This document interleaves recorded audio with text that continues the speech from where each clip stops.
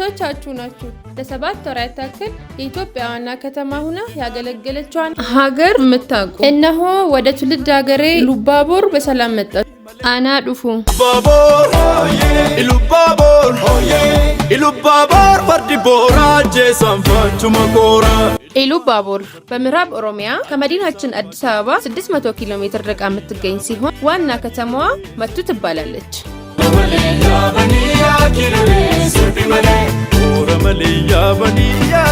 ኢሉባቦር ሁለት የከተማ መስተዳደር ያላት ሲሆን እንዲሁም ደግሞ 22 ወረዳዎች ይገኙባታል።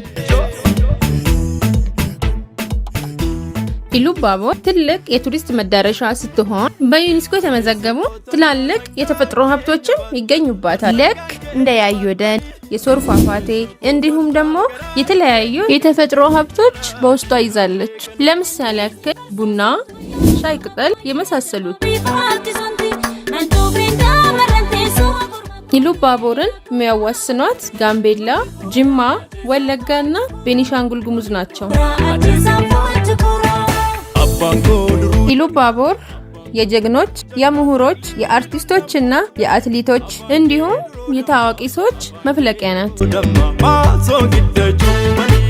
የሰላም አምባሳደር የሆነችዋ ኢሉባቦር የተለያዩ ሃይማኖቶች እንዲሁም የተለያዩ ብሔር ብሔረሰቦች በፍቅር የሚኖሩባት ከተማ ነች።